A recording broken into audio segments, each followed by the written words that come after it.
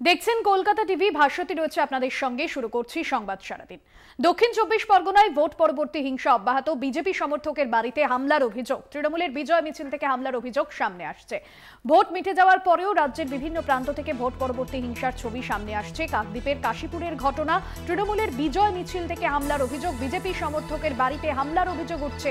দক্ষিণ ২৪ পরগনায় ভোট পরবর্তী হিংসা অব্যাহত। বিজেপি সমর্থকের বাড়িতে হামলার অভিযোগ। তৃণমূলের বিজয় মিছিল থেকে হামলার অভিযোগ সামনে আসছে। কাকদ্বীপের কাশীপুরের ঘটনা আপনাদের জানিয়ে রাখবো যে ঘটনা ঘটেছে কাকদ্বীপের কাশীনগরে।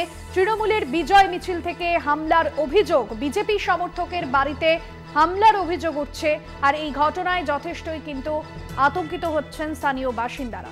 কোয়েল মণ্ডল রয়েছেন ফোন লাইনে। কোয়েল, রাজ্যের বিভিন্ন প্রান্তে ভোট পরবর্তী হিংসার ছবি উঠে আসছে। ঠিক কি ঘটনা ঘটেছিল? বিজেপি সমর্থকের কি অভিযোগ?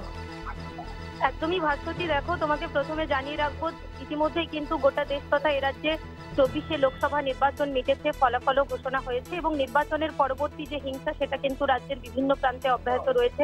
একাধিক জায়গায় সেই হিংসার ছবি উঠে আসছে এবং আজকে যে ছবি উঠে আসলো সেটা হচ্ছে বিজেপি সমর্থক পেশায় স্কুল শিক্ষক রাজারাম প্রধান, যার বাড়ি মথুরাপুর লোকসভা কেন্দ্রের কাকদ্বীপ বিধানসভার কাশীনগর মধুসূদনপুর এলাকায়। এই শ্রীনগর গ্রাম পঞ্চায়েতের অন্তর্গত এই এলাকা। সেখানে এই বিজেপি সমর্থকের যেমনটা অভিযোগ যে গতদিন সন্ধেবেলা ওই এলাকায় তৃণমূলের একটি বিজয় মিছিল চলছিল। সেই বিজয় মিছিল চলাকালীন তৃণমূলের কিছু দুষ্কৃতীরা তার বাড়ির ওপর হামলা চালায়।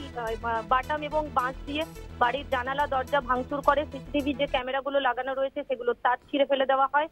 রাস্তার পাশে দাঁড়িয়ে থাকা লাইট পোস্ট সেটাকে উপড়ে ঘরের ওপর ফেলা হয়। পাশাপাশি ওই বিজেপি সমর্থকের আরো যেমনটা অভিযোগ, তার নিজস্ব একটা চাষের জমি রয়েছে। সেখানে তৃণমূলের দুষ্কৃতীরা তারা জোর জবরদস্তি তৃণমূলের দলীয় পতাকা এবং বেশ কিছু ব্যানার লাগিয়ে সেই জায়গাও দখল করে নেয় এবং ওই বিজেপি সমর্থককে প্রাণে মেরে ফেলার হুমকিও দেওয়া হয়।